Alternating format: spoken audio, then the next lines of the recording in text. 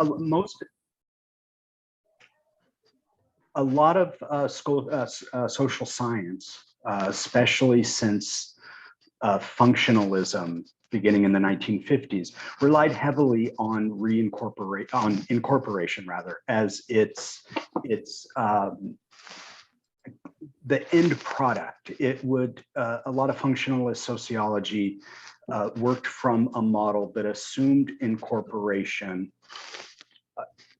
What I like about David's approach to culture is he allows for incorporation and reincorporation, but it really starts from the premise of refusal, and that there may be incorporations, but that it creates that there are still paradoxes and contradictions that are being played out.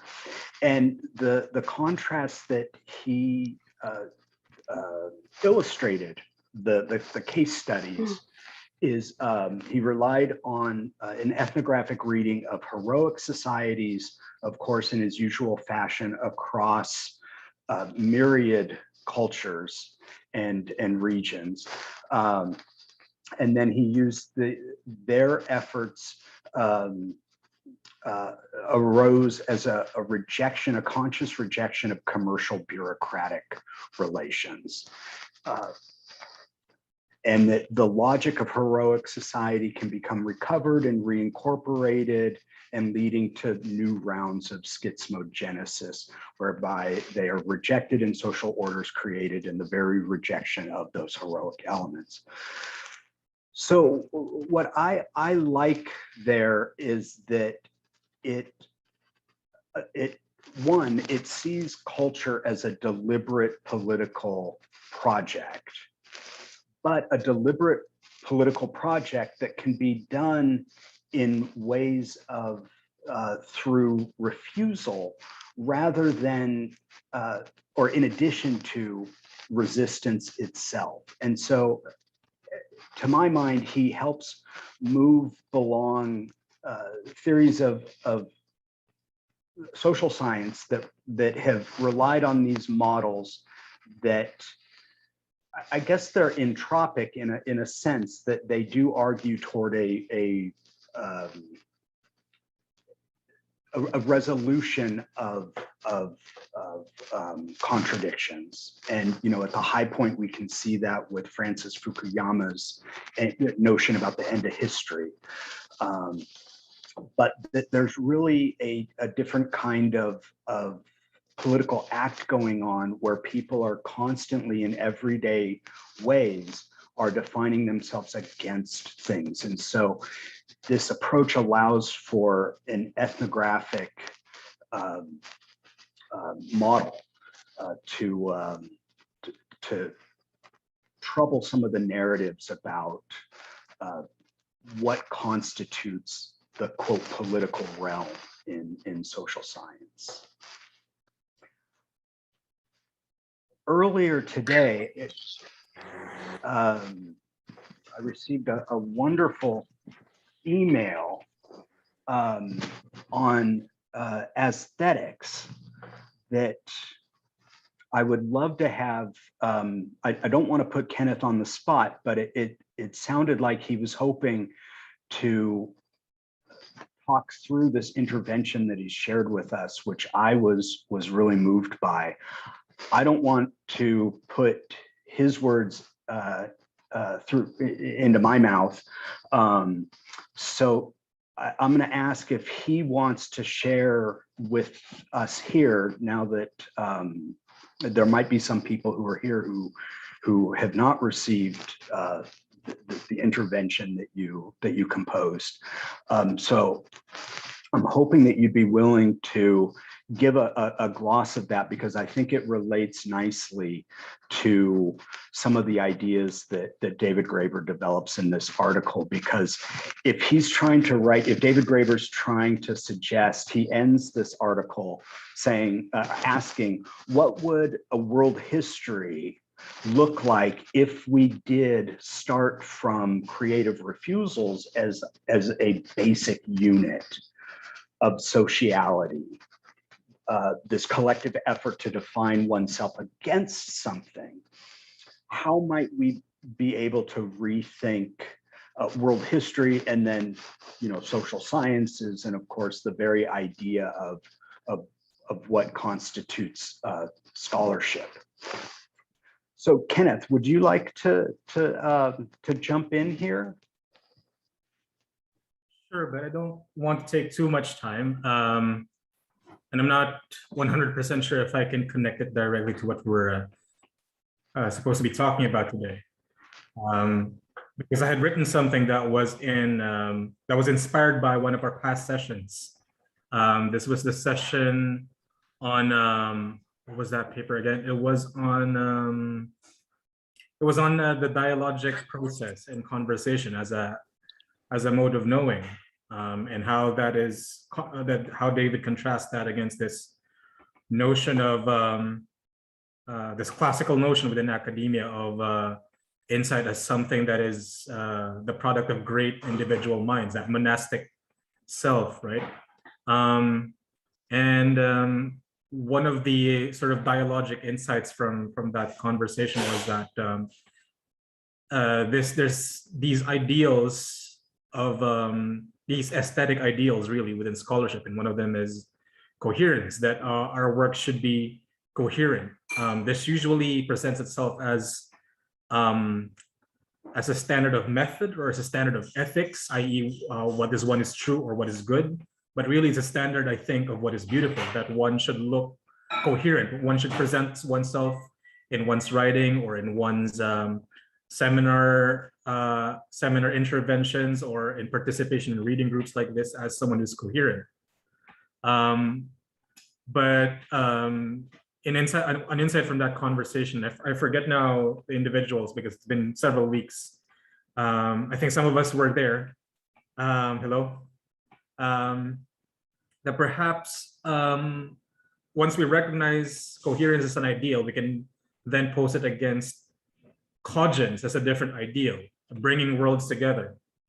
So what I tried to argue within that little essay, which is part of my dissertation, is if we were to explicitly abandon, i.e. refuse coherence as an aesthetic ideal, and perhaps define our aesthetic ideal as one of cogence, i.e. are we bringing worlds together? Are we getting people to have conversations that we otherwise would not be able to have? Then perhaps that is a better standard for judging, in my case at least, graduate student work. Because that's always the sort of disciplining mechanism. Like your work should be coherent. Like it should, if you're citing this thinker, you should be citing all these other thinkers. You should be keeping yourself siloed within an established framework, so on and so forth, right? Like it presents itself as such in graduate student spaces, at least. So perhaps me writing this out was a way of refusal of a specific subculture, in this case, an academic subculture that emphasizes coherence with an edifice that is increasingly untenable, an untenable way of thinking about knowledge. I think I'll end there. Yeah, thank you. That's exactly, you put in words what I couldn't, because it's part of your dissertation, so it's being done in a very formal institutional setting that has a history that goes back several hundreds of years, and yet you're arguing for something that that is outside.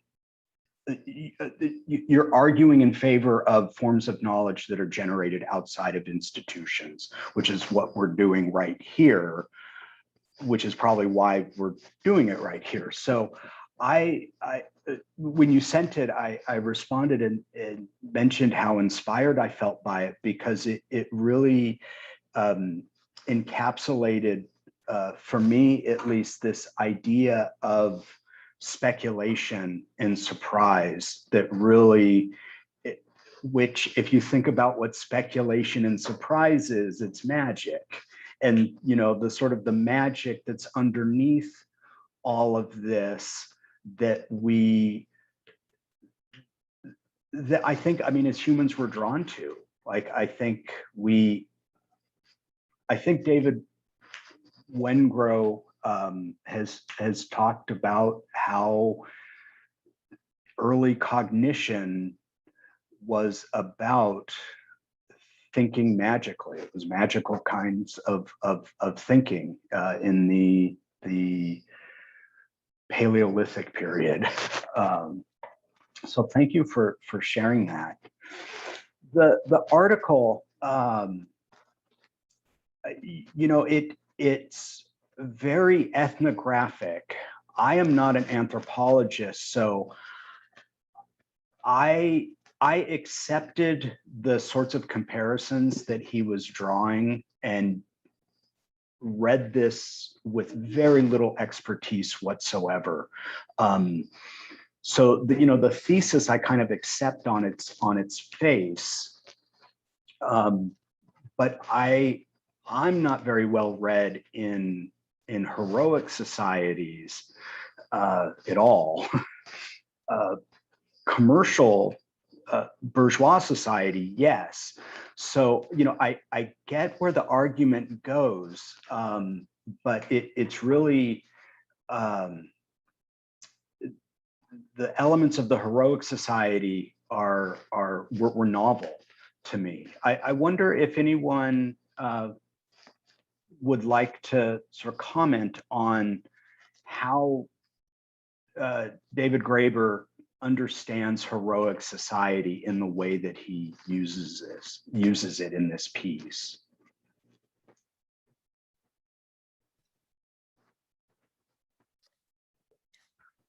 Maybe I will ask Vassily to comment on connection between this article of David and the new book that is coming out in October, because I proposed to read this article as a comment on my question about ancient Greece as a heroic society that is mentioned in this text. Okay, Nika.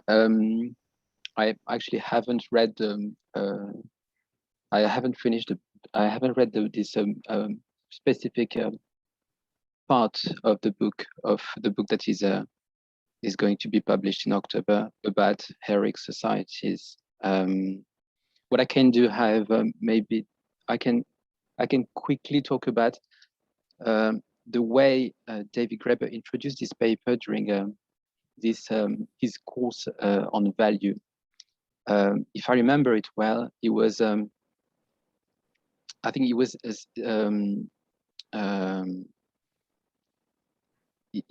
claiming that this paper was a part of a literature that he called literature resistance on cultural refusal, on ethnogenesis. And in anthropology, there are now quite a lot of papers about that. I think he gave us some references that I'm really happy to share with you, with the group, maybe at the end. But one of the main references was obviously, you may be familiar with his name. James Scott is an American anthropologist who wrote some books that became quite successful, and they're always about this resistance. I think his first book was drawing on a notion, the notion of moral economy of Thompson, and he was talking about these very specific moments where you have a revolt, and then later his books were more about things that but more like everyday life, everyday resistance. And I think David Graeber was more interested in these kind of things. I remember that he told us that his favorite book by James Scott, he was actually quite critical about him when he was talking about when he was introducing his work. His favorite book was Domination and the Art of Resistance, where he where he developed this notion of hidden transcripts as opposed to public transcripts. There are things that it's kind of very small scale resistance. There are things that you can't really say out loud to your master if you're a slave, for example, but that you're going to tell your slave mates. It's actually a really interesting book, and I suspect that David Graeber liked it because he offered a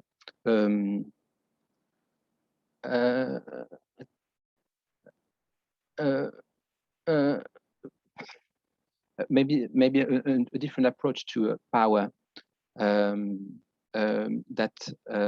was quite distinct from Foucault's approach. So there is a book actually in which James Scott talks explicitly about schizmogenesis. This is this book called The Art of Not Being Governed, and in which he develops on this very large area in Southeast Asia where people just go up the hill because they go up the hill fleeing the government and the impositions of rules, and so that's an example that I think he gives the reference in the article, and he was also saying that it was all very interesting because I should give a little bit like some elements of context because it was a course on value, and he was.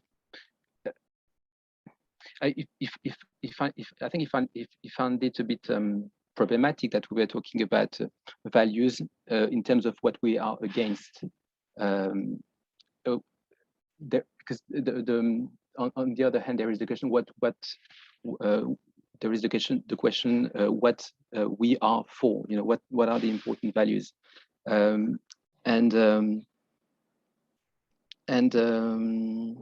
yeah, and so basically, I don't know where I'm. So yeah, this is basically where he introduced heroic societies, and heroic societies.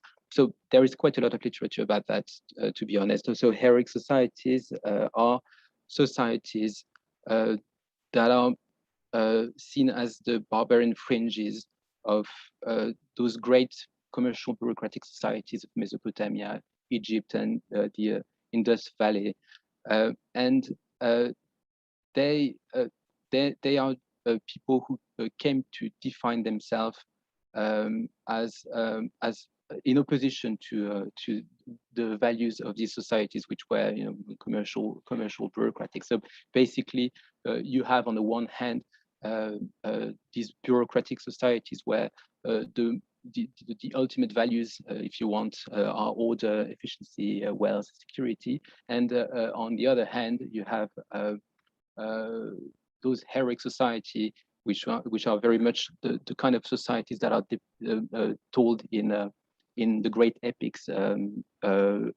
Their main values being charisma, contests, personal renown, and a contempt for material wealth.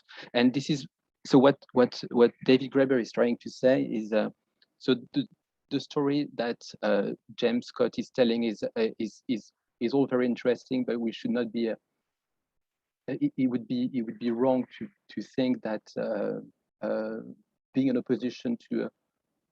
in opposition will necessarily create an egalitarian society. And he gives, so basically is the main argument is to say that things are very often more complex. And he gives several examples. So heroic societies, the biblical style patriarchy. If you read the book Depth, he talks a little bit more about that. So in this paper, he develops these anti-heroic societies, but he was giving also, I think he made us read other papers, like this paper written by two anthropologists about the Salah Sakas, and some other paper that I'm going to share, but basically there are many examples of that. So the story is a bit more complicated, and there are, I think, two main things in this paper is that societies, as Mauss was saying, that they never and they never develop in isolation. They are always connected. And the second thing is that if we can find anti-heroic society, then when do you stop this process of schizmogenesis? And can we trace back a little bit further than what we usually do? Yes, Zoom. Yeah, that's actually this is the title in French of The Art of Not Being Covered. Thank you. I wasn't aware that this was such a that this article is such a deliberate engagement with Jim Scott's work, but I now totally see it. Jim Scott, his work, I think he would probably acknowledge that he will romanticize resistance, and that his popularity as an intellectual figure, especially in the 1990s, that it helped promote a kind of cottage industry of resistance studies that looked for episodes of resistance, narrated them, recovered them, narrated them.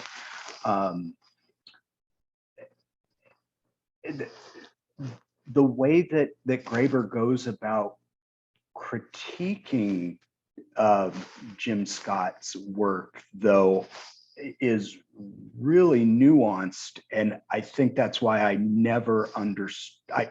When I read this article, I didn't realize how he's really engaging with. He's really showing ethnographically evidence to contradict some of the assumptions that Jim Scott makes as kind of perennial driving forces in society. I mean, Jim Scott uses I think there is a typology or a characterization to some of his transhistorical explanations or categories or ways of understanding change over time.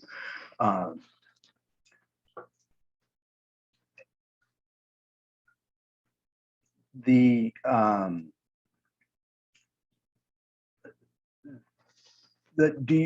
you remember, Vassily, the two anthropologists you mentioned? I'm just wondering what David Graeber would have assigned in addition to this or alongside this. Yeah, I actually have it here. The paper is called Ethnogenesis, Ethnicity, and Cultural Refusal. So ethnogenesis is actually often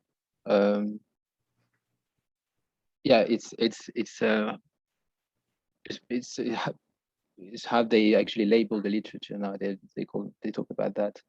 And the two anthropologists are Rachel Core and Karen Powers. I'll share the paper, but it's actually well, it's another kind of this kind of societies, but it's another type basically. And the story is that so the Salacas, they live in Ecuador, and their dialect is the Quechua, and we often represent them as like a society where these are people who preserve their customs, and these customs are seen to go back to Inca times, and in fact the anthropologists are these two authors are saying actually maybe not. It was actually this place where they were living was actually a refuge area, if I use a term that Scott uses, where people, different sorts of people were coming to fleeing the Spanish, and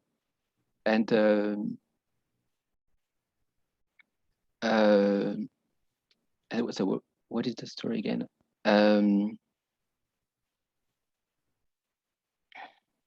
So now we see them as we see them as as representatives of the Inca culture, but they are just actually people who fled together, who flee together, a little bit like the other stories that he basically talks about. Madagascar being a really good example of that. Yeah, I will show the paper right now.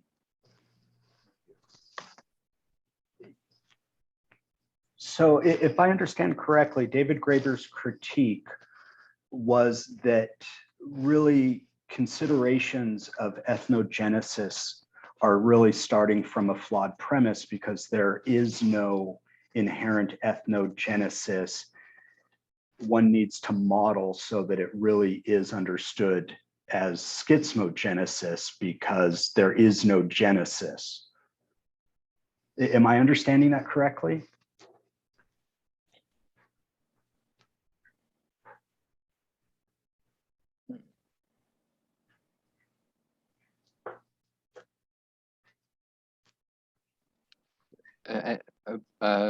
Anyone want to try to let's make it like a dialogue, a collective dialogue, maybe between with other people in the group. I'm happy to answer that, but like maybe those who didn't say anything yet, and I actually say it quite a lot, and I don't want to be too present on this. Scott, do you want to say something? You were you seem to be willing to say something, as I saw you moving around. And actually, I think this is the first time I see you. Welcome here. Nice to see you, Vassily. I won't comment on that because I don't know, if I'm honest. So, anybody else? Anybody else? I have some comments, but also on a different issue.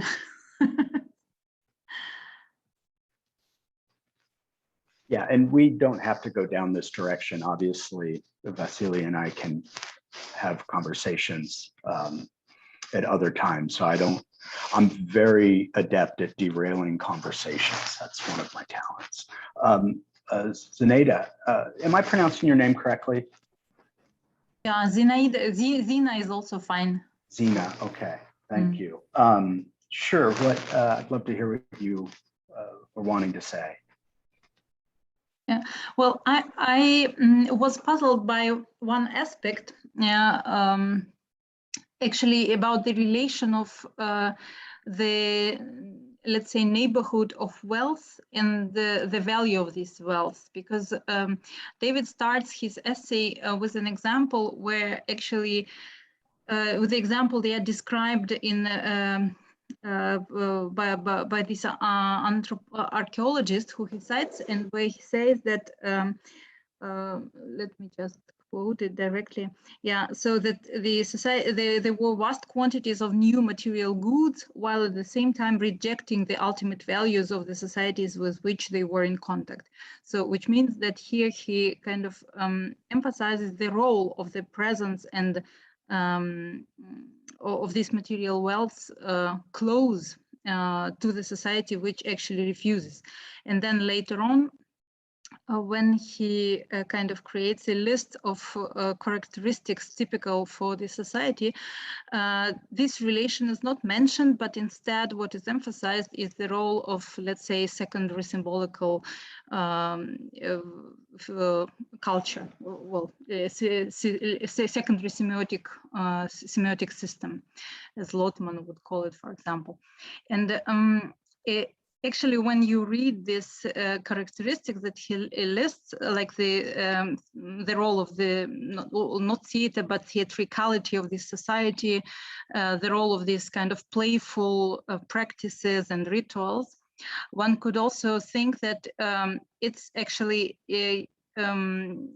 whether it's all about kind of rich society that still choose a different style of life, or whether this presence of material goods doesn't play a role, or what role it plays.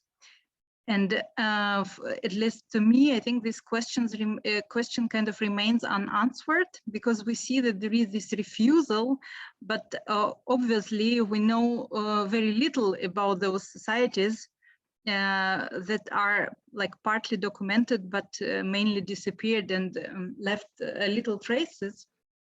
And I think this is something that allows to make the argument, this lack of information is at the same time productive, because it allows to make this argument, but at the same time, this is exactly the weakness of the argument, because we actually know very little about those cultures and those societies. And like you have a lot of question mark many times. And so it's like one line of my thought, and another line is about the political argument, which is very sympathetic, and so which I share.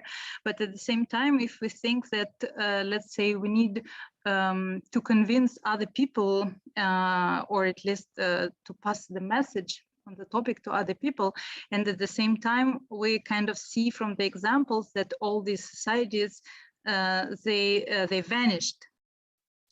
And I think implicitly it's also present in the text that they vanished because they have chosen this alternative path. And this argument is at the same time against the evolutionary discourse and actually pro-evolutionary discourse, because in a way it's a kind of objective truth. And so I wonder, how would you argue, or how would you convince other people to choose this path if actually you have kind of no success story? Or what should it be this a story about a samurai death? Or like what should be beautiful about this story? Yeah, besides the political choice as opposed to some pragmatic survival by aggressive means. Well, these are just thoughts in different directions. Yeah, you're ultimately getting at what really the final question is, which is how can we know what we don't know? And I think what David Graeber is saying is our answer to that is cultural, it is political. Not that he's dismissing science, but that, or objective facts, but that, you know, it's our job to ask the question always, and to never think that we can't have answers, and that, you know, I guess the Zapatistas would say caminando preguntamos, you know, walking we ask. And so I think there's a certain element of that to this. And you really hit upon it, you know, when you said that the greatest contribution of the article is its weakness, because there's the survival, there's the evolutionary argument about survival of the fittest. But if these are bands of people that are leaving no historical record, then you really do have to turn to archaeology. But then what if there aren't archaeological bits of evidence left? So you're trying to recover something that it ultimately is impossible to recover. And I think that's where the speculation lies.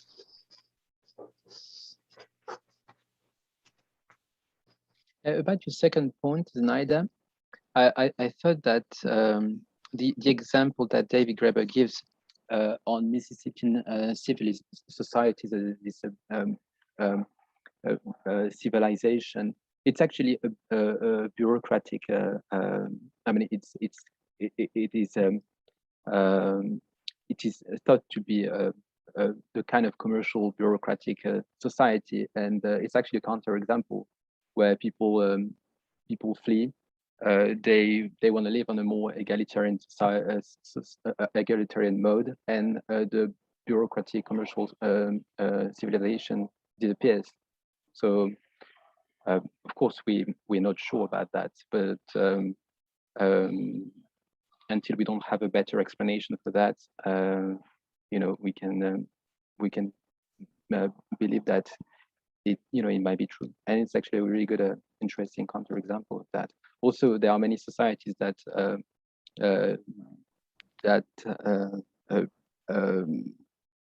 refuse to live like us, for example, and they are still around.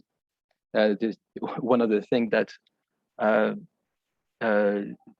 James Scott was saying is that these people, they don't want to make too much publicity about it because and that might be also why we don't hear about their success, is that they just don't want to be bothered.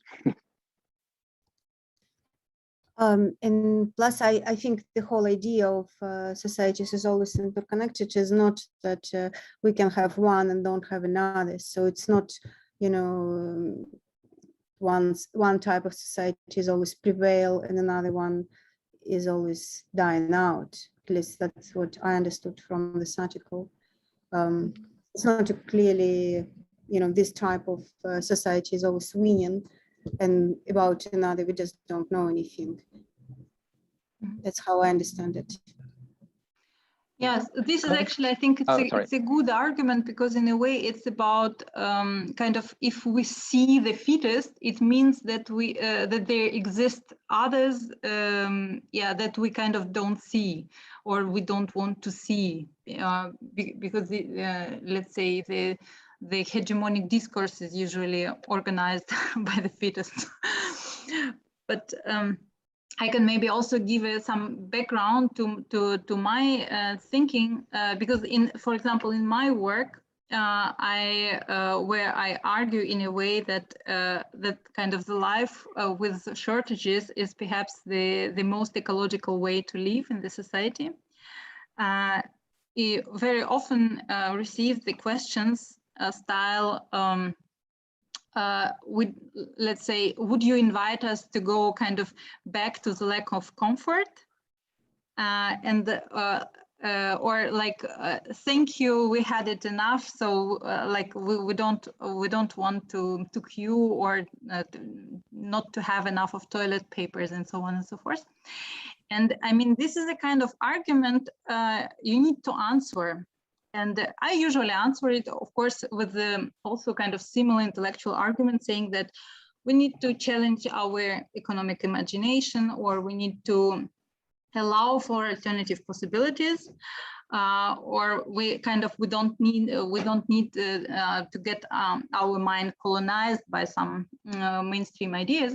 But at the same time, I know that these are arguments that are not convincing for everybody, and I'm always kind of looking for additional arguments, and that's why I kind of now I ask these questions here out loud with the hope that maybe you will also give me some additional good arguments.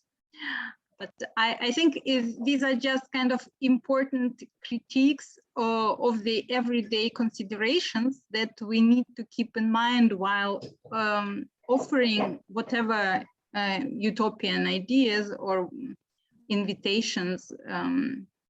Yeah.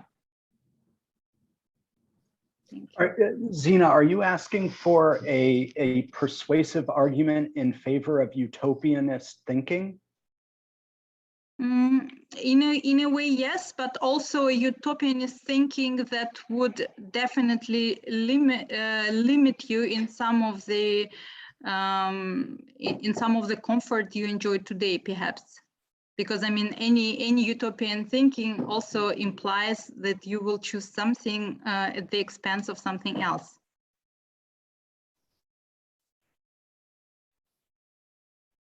Yeah, I think I mean, so we would want to avoid any universal definitions of what constitutes comfort. And there might be comforts that one can enjoy without having to make choices to give up comfort. Especially if one lives in communities or associates with people where the members of that community really see life as something other than particular kinds of comfort, and that they privilege providing mutual aid and care. Obviously, any community is only as good as the members in it. And so it depends on how one defines society. I mean, I know that there are certain comforts that I could enjoy because I have a lot of white male privilege. And some of those comforts I do enjoy. And I make no bones about those comforts. But there are other comforts that I consciously and deliberately decline because those are choices that, when I think of the cascading series of refusals, reincorporations, and renewed refusals, I connect certain kinds of comfort more immediately to structures of violence that I don't want to be a part of. And you know, also knowing that there are comforts that I enjoy that are the product of immediate structures of violence, and yet, you know, I'm still participating in that. And that, you know, I think each of us have to resolve that in our own way, and in dialogue with others that we consider members of our community, however we define our community. But communities are often defined without consent. So like, I belong to a lot of communities that I have not consented to. Yet institutionally, bureaucratically, I've consented. You know, when military service, it was easier to sign the paper and sign up for the draft than it was to run away from the authorities. It's usually, you know, same with police. So, but I don't recognize their authority, yet obviously I recognize their authority. So you know, it comes down to how I define, how I personally, for me and the choices I make, define comfort. You know, utopia, I always want to think in utopian terms because it's a lot better than thinking in nihilist terms. You know, and again, it's not that it's either or, like it's all just, you know, I mean, I'm like I would imagine, like many people here, I'm full of all sorts of contradictions. And so I like David Graeber's take on anarchism. The reason why I personally will now identify myself as an anarchist, if people like ask, how do you identify? Is because he viewed it like a lot of other good anarchists as an ethics of practice first. So it's not what I am, it's what am I doing? And I mean, I just a few minutes ago took a sip from a Starbucks. It doesn't get much more violent than that. I mean, this is crass commercialism. You know, I got it for my wife. She likes Starbucks. She gave me the leftover. My own kind of like political take on things is I like the scraps of people who have stuff that I don't. And like, I'm fine with living off the scraps, even though there are some things where like, you know, well, actually most of these are probably picked up from the side of the road. That's another story. So yeah, you know, I wonder if the way I'm responding is sort of speaking to some of these disquiets that you might have.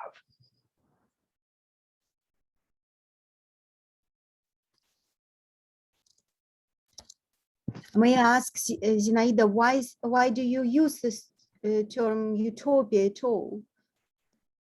Because the whole idea these societies is constantly exist, you know, alongside with each other. So they cannot exist separate without. It's not that we're choosing. One is normal and one is imaginary. They're constantly together. They kind of. Well, I don't really work with the concept of utopia, but so in my answer, I also picked the term from Steve's reformulation of my question. But on the other hand, I can also say that a lot of literature describing the Soviet project describes it in utopian terms. And it would be, if I would decide to do so, I could also use this term by engaging with this literature, because I think that the concept of utopianism is often used just to refer to any kind of alternative worlds and any alternative political imaginations. But am I right that Soviet society would be described like bureaucratic urban society in this paper, not as a heroic society at all? Well, I mean, about the Soviet society can be described from both points of view, depending on which period of time you take and what political positions you take. And I think this is specifically precisely the complexity of this case, because some people would refer to the revolutionary experience and to the revolutionary utopia to argue against the bureaucratic modern states, and some would say that it was indeed the same bureaucratic modern states, but with even more violence. And well, and there are some in between, but you can argue, you can kind of use both arguments depending what you would like to argue. But for me, when Vassily proposed to read this paper in connection with the new book, how I understood that is this paper is the first time unfolding the argument that the culture is a political project, that Stephen correctly pointed out, and the political project is always exist together. They are kind of in constant, you know, cultural wars and collaboration at the same time. They cannot exist without each other. So one is always producing this heroic, you know, literature and games and, you know, this behavioral practices of being heroic and escaping the bureaucratic rules like society, and that in this paper called Surman, and another is you know, different, but actually it's a whole system as a only acting together. That's what I understand, and that's how David developed this argument later in the throughout his life. And the book that we're reading now is like very detailed description of the same thought, but now for 30,000 years. With right. all Well, this I don't want to monopolize the space, but maybe the last thing that I would say here is that, of course, I mean, the whole Cold War relations, you can also describe in similar terms. You can say that the Soviet society produced the imagined West, which was kind of an ideal world within the late Soviet society, and that's why actually perestroika happened.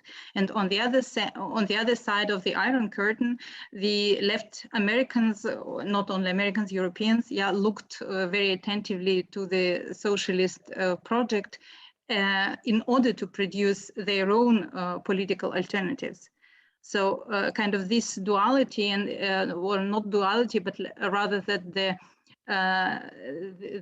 meaningful other, which is often your neighbor, is actually constitutive to your own self-identity, is of course a very basic idea in anthropology, but it also, I mean, the case of the Cold War shows that of course you don't have like one heroic society on the one side and another bureaucratic modern society on the other side, but rather you have like both in each case. And it's just a question of which society you know better. And that's why you see different aspects of this complexity in each case, or you tend to create kind of ideal types and in a way essentialize both sides? To me, it's a real theoretical problem and also a problem of description, because it's really hard to describe it ethnographically when you know a lot about both sides. But then in the beginning, also Stephen was talking about academia and how we in West, now we're all in West, we have this very developed apparatus, how we describe our urban bureaucratic commercial society through academia. Am I right? Yes, absolutely. It makes these fake heroes because any intellectual, yes, intellectuals do intellectual work. They typically are heroically understood as these solitary figures working long hours, burning the midnight oil. But if we start from the premise that there is only joint mind, then at what point is an intellectual the producers of their contributions to knowledge? And Jim Scott is a good example of someone who reached really heroic stature in the 1990s at Yale. And I can say that because I was in graduate school at the time at Yale and took classes with him. And much of his brilliance comes from his work ethic, but it also, and his sort of length of time in the profession. But he would be the first person to say, just as I think David did in that article about the monastic self, that he's the last person who is really the producer of his work. And he even mentions so much in many of the acknowledgments. He'll start by saying, this is Jim Scott, writing books is a solitary endeavor. I don't know why I ever chose this as a line of work. I think that is actually the start of domination in the arts of resistance.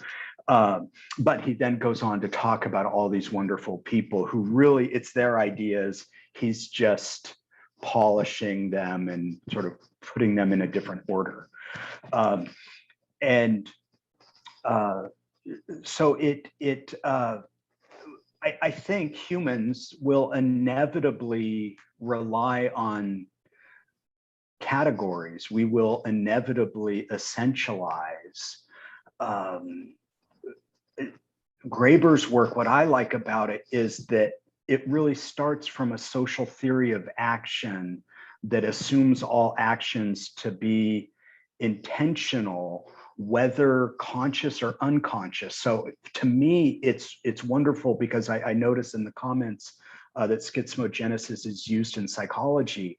And I find that helpful because it allows one to think of affect, emotional labor, but then also, a more Marxist kind of understanding of labor, so-called productive labor. Because, David's work was all about seeing a mode of analysis where you define a field, you start from first principles, and you extrapolate from there. And so it allows for the conscious and the unconscious because it accepts that humans are social creatures, and because we're social creatures, that we will behave in instinctual ways. And at bottom, I've really tried to wrestle with this, is what is David Graeber's category of analysis? And even beyond cultural refusal, I think it's ultimately play and surprise, I think. And I think he's trying to, and to me, those are words that are more ontological than they are epistemological, because how can you prove surprise? How can you predict surprise? Right, it goes against the entire notion of the scientific method. And yet that, to me, in my reading, is what he's trying to get to, is an epistemology of of surprise and play and improvisation, which was why when Kenneth sent the email earlier where he, really chewed through these thoughts, I was in the midst of thinking through these things, and it was synchronicity or serendipity that it arrived just as I was thinking of this, because it really is I guess it's why the work is ultimately speculative, yet that there needs to be some scientific rigor there, knowing that the very notion of science is a political project. And what is it that's being considered as evidence, what gets transmitted, et cetera.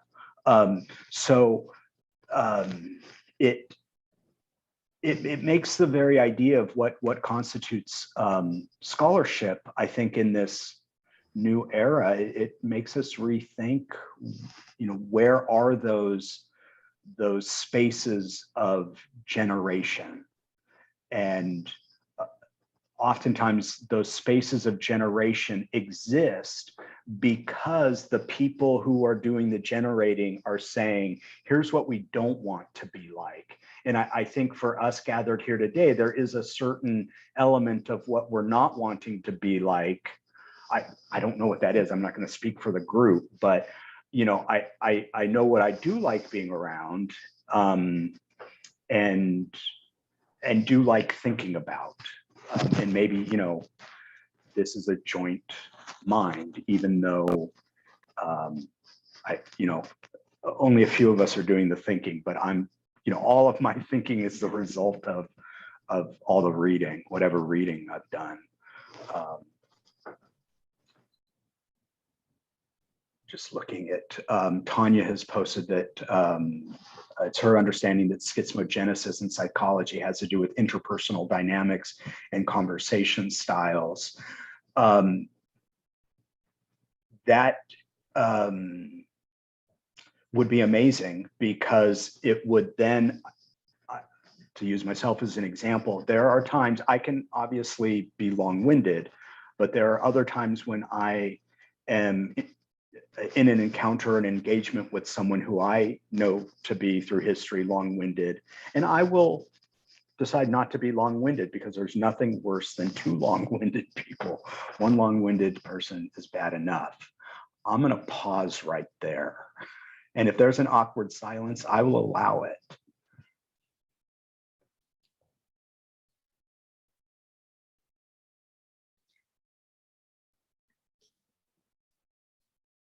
You wrote so much, it's very difficult for me to read in the chat. Maybe since we already coming to a conclusion, maybe we can, people who write in the chat can make a final statement or something. Can it? Maybe you want to tell some.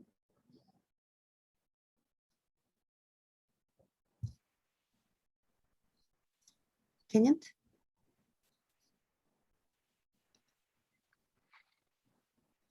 No, he's passing on this.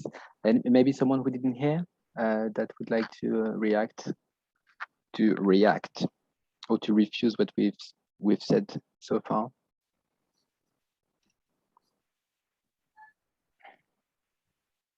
Well, I don't want to react. Yes. Okay. That's still okay. But I'm just fascinated, and I appreciate the discussion. I was curious about the Gregory Bateson, where he got schizmogenesis from. And so I brought it up with my dad.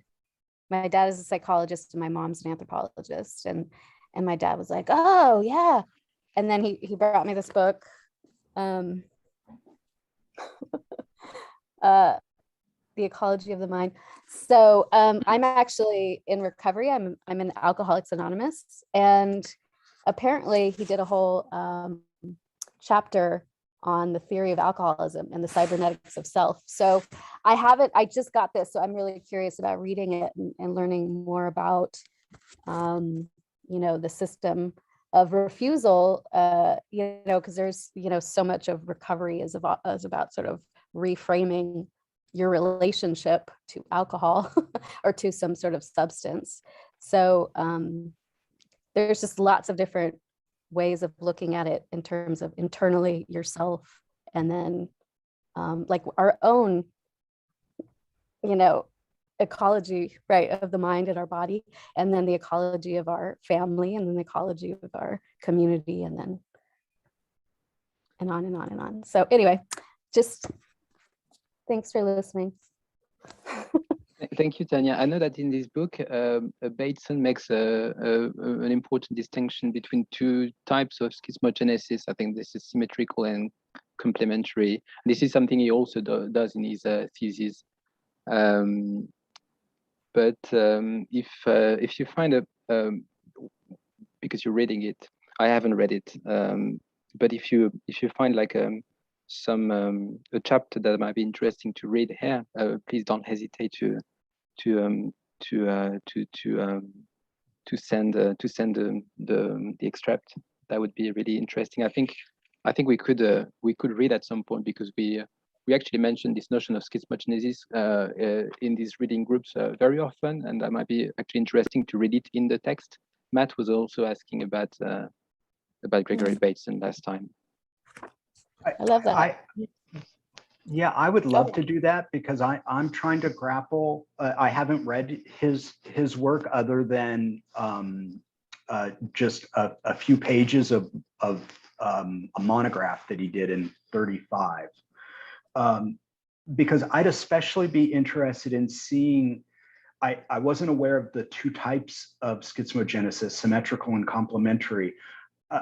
I would love to see how those play out in his work, because, you know, structuralism, it relies on finding the inversions. And so I'm wondering where the inversions factor in, if, you know, I'm just curious how he draws those distinctions, because there are inversions going on, and that's where the schizmogenesis happens. But you know, how fluid is the model, I guess, is what I'm trying to get at. You know, where are the exchanges happening? The definitions, the actions, really. Let's take it one step down, the actions ultimately. So it's 4:06, so I want to be mindful of the time. We have had tendencies to go over. So this might be a good place to wrap up, unless someone who hasn't spoken would like, or really anyone would like to contribute. Otherwise, I think this might be a good stopping point. Do you know, Vassily, do we have the next Museum of Care meeting? I don't know off the top of my head, and I don't think I have it in front of me. 29 will be the reading group about education that the guest curators are organizing. Oh. And we return again to this monastic itself, that maybe will be, yeah, you, but some Andreas will talk about Nietzsche. And so, yeah, it's a bunch of people. So actually, Zinaida, if you want to talk about, or if we can ask you to talk about Soviet project on education, again, this Krushki, that will be very interesting, how to put it in the bigger picture. I'm actually so happy because I'm older, and when I was in my 20s, nobody was talking about Soviet Union, and now, and all this Soviet experience, and now we kind of started to reincorporate all this back to the discourse, and it's really interesting for me. So I would be very glad to talk about this as well on 29. So it's 29, 8 o'clock. It's I think it's next week. Yeah, it's actually next week. It's funny because it's on a Sunday. Are you sure it's the 29th? I don't know. We should look at the website. Okay, we will just send the. Yeah. And also, so because the that's a the Sunday. initial idea was to read the anti-education. I mean, it might not be the place to talk about that, but it seems that it's going to be a bit broader than that, if I understand it well. Yeah, they basically Andreas will be like the main speaker, and he will talk about anti-education. But then since they're holding this more like an assembly, and it's a first reading group, and they were not part of our reading group, so we decided that maybe it's good to have different people speaking and not concentrating on one big text, and more like do like a presentation. That's at least what happens to be their style, and they're going along with that. So All right. Okay, that was nice to see some new faces. Thank you very much, everyone, for coming. Yeah, thank you, Mark. Goodbye. bye-bye. Everyone.